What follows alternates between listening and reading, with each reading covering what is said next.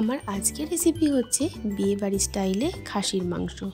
কাল তো রবিবার, তোমাদের যদি রেসিপিটা ভালো লাগে তাহলে অবশ্যই বাড়িতে বানিয়ে ফেলো আর আমাকে কমেন্ট করে জানিও তোমাদের কেমন লাগলো।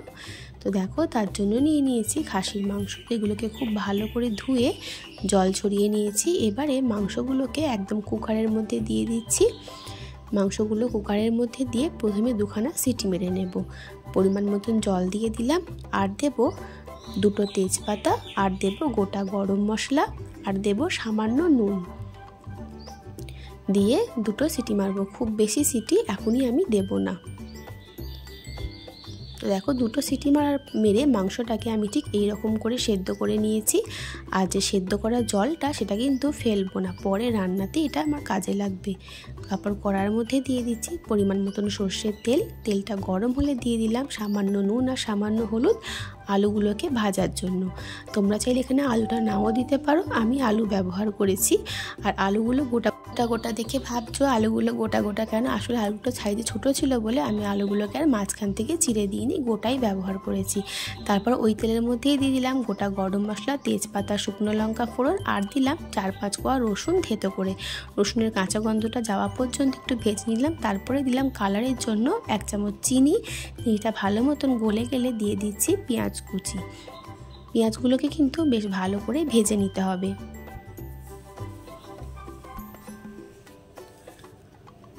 তো পেঁয়াজগুলো আমার বেশ ভালো করে ভাজা হয়ে গেছে। এখন দিয়ে দিচ্ছি আদা, রসুন আর লঙ্কার একটা পেস্ট, যেটা পেঁয়াজের সাথে ভালো করে মিশিয়ে নেব। আর প্রথমে এইটাকে একটু ভালো মতন কষিয়ে নেব, যাতে আদা রসুনের কাঁচা গন্ধটা চলে যায়।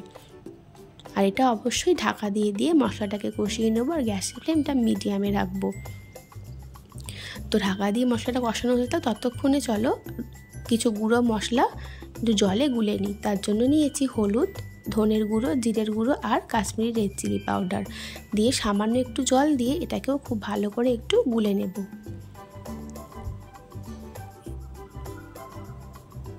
দেখো, জল দিয়ে আমি মিক্সির বাটিটার মধ্যেই একদম মশলাটা গুলে নিয়েছি। আর ততক্ষণে আমার এখানেও মশলাটা বেশ ভালো মতন কষে গেছে।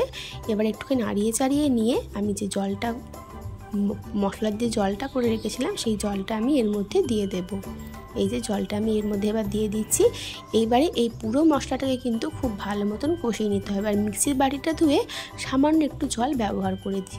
আর দিয়ে দিলাম পরিমাণ মতো নুন। খেয়াল রাখতে হবে যে মাংস সেদ্ধ করার সময় আর আলু ভাজার সময় কিন্তু নুন দিয়েছি, সেটা মাথায় রেখেই এখন কিন্তু নুনটা ব্যবহার করেছি। এইবার এই মশলাটাকেও ঢাকা দিয়ে দিয়ে গ্যাসের ফ্লেমটা মিডিয়ামে করে খুব ভালো মতন করে কষিয়ে নিতে হবে, যতক্ষণ না মশলার কাঁচা গন্ধ চলে যাচ্ছে আর তেল ছেড়ে যাচ্ছে। তো দেখো, মশলাটা আমার বেশ খানিকটা সময় নিয়ে কিন্তু ঢাকা দিয়ে দিয়ে খুব ভালো করে কষিয়ে নিয়েছি। এইবারে আমি এর মধ্যে দিয়ে দেবো যে মাংসটা সেদ্ধ করে রেখেছিলাম, সেই মাংসটা আমি এর মধ্যে দিয়ে দেবো। দেখো, মাংসটা ছেঁকে ছেঁকে জল থেকে তুলে আমি এর মধ্যে দিয়ে দিচ্ছি।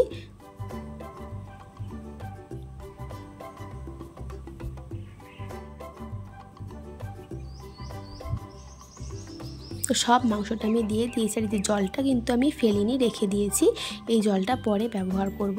তো দেখো, এবার মাংসটাকে ভালো করে মশলার সাথে মিশিয়ে নিচ্ছি। আর গ্যাসের ফ্লেমটা মিডিয়ামে করে কিন্তু অনেকটা সময় নিয়ে এটা কষিয়ে নিতে হবে।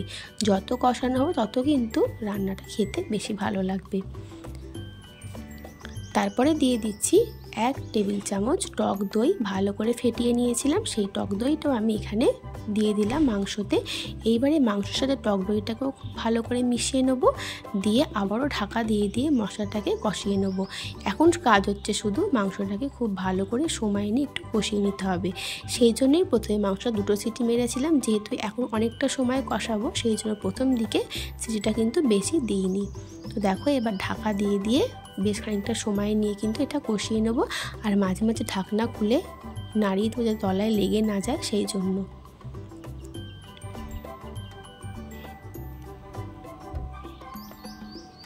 তো বেশ অনেকটা সময় নিয়ে কিন্তু মাংসটা আমি কষিয়ে নিচ্ছি। আর এই সময় দিয়ে দিলাম সামান্য একটু মাটন সেদ্ধ করার যে জলটা, সেই জলটা দিয়ে আবারও ভালো করে মিশিয়ে নিয়ে আবারও এটাকে ঢাকা দিয়ে দিয়ে কষিয়ে নেব। আমি কিন্তু মাংসটাকে বেশ অনেকটা সময় কষিয়েছি, প্রায় আধ ঘন্টার কাছাকাছি।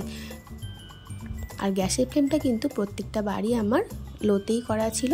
তো দেখো এবারে দিয়ে দিচ্ছি আলুগুলোকেও এবার ভালো করে মিশিয়ে নিয়ে আলুগুলোর সাথেও বেশ খানিকটা সময় নিয়ে কষিয়ে নেব। আলুগুলো এখন দিয়েছি কারণ মাংসটা তো আমার প্রথম থেকে একটু সেদ্ধ করাই ছিল, যাতে আলুগুলো ভালোভাবে সেদ্ধ হয়ে যায়, সেই জন্য আলুগুলোকেও মাংসের সাথে একটু কষিয়ে নিচ্ছি।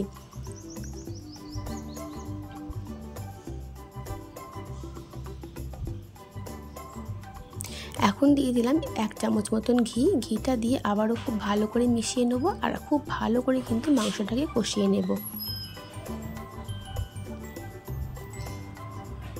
এইবারে আমার মাংসটা প্রায় কষানো হয়ে গেছে। এখন আমি যে মটন সেদ্ধ করার যে জলটা ছিল সেই জলটা আমি গরম হতে বসিয়ে দিয়েছি, আর যতক্ষণ না জলটা গরম হচ্ছে ততক্ষণে কিন্তু মাংসটাকে আরও কষিয়ে নিচ্ছি। আর গ্যাসের ফ্লেমটা কিন্তু এখন আমার একদম হাইতে করা আছে, সেই জন্য বারে বারে নাড়িয়ে চাড়িয়ে কিন্তু কষিয়ে নিতে হবে, না নাড়াচাড়া করলেই তলায় লেগে যাবে।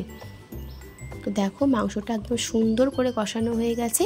এইবারে আমি দেব পরিমাণ মতন জল, আর যে মটন সেদ্ধ করার যে জলটা সেই জলটাই আমি কিন্তু দিয়েছি, আলাদা করে কোনো জল দিইনি।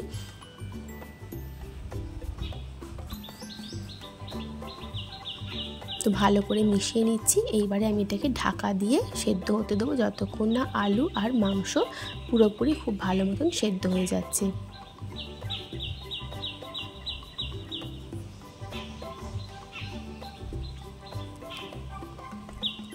আমার আলু কিন্তু এখনও খুব ভালো সেদ্ধ হয়নি, মাংসও এখনও সেরকম সেদ্ধ হয়নি, এটার জন্য এটাকে আমি আবারও ঢাকা দিয়ে দিয়েছি। এই সময় কিন্তু আমার আলু আর মাংস দুটোই খুব ভালো সেদ্ধ হয়ে গেছে, তোমাদেরকে আমি দেখিয়ে দিচ্ছি।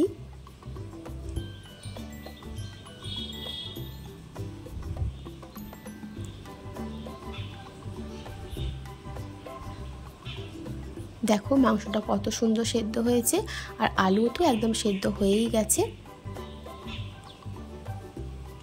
এইবারে আমি এর মধ্যে দেব সামান্য গরম মশলার গুঁড়ো আর দিচ্ছি 1 চামচ মতন আবারও ঘি।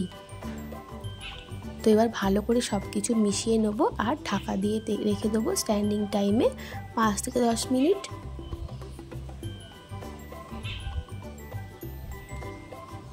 তো খুব ভালো মতন মিশিয়ে নিয়েছি, এবার এটাকে আমি ঢাকা দিয়ে দেব। ঢাকা দিয়ে দিলাম। তারপর এটা আমি একটা অন্য পাত্রে ঢেলে নেব। এই যে বিয়েবাড়ির স্টাইলে কিন্তু খাসির মাংসটা আমার একদম রেডি হয়ে গেছে। আর রেসিপিটা ভালো লাগলে অবশ্যই একবার একটা লাইক কমেন্ট শেয়ার করে দিও, আর আমার পাশে থেকো, আমার চ্যানেলটা সাবস্ক্রাইব করে দিও। সবাই খুব ভালো থেকো, সুস্থ থেকো, আর রেসিপিটা কেমন লাগলো অবশ্যই একটা কমেন্ট করে জানিও। আসবো আবার নতুন কোনো রেসিপি নিয়ে, ততক্ষণের জন্য টাটা। ততক্ষণের জন্য সবাই খুব ভালো থেকো, সুস্থ থেকো, আর কিন্তু তোমরাও বাড়িতে বানিয়ে দেখো আর আমাকে কমেন্ট করে জানিও কেমন লাগলো আমার এই আজকের রেসিপি। টাটা।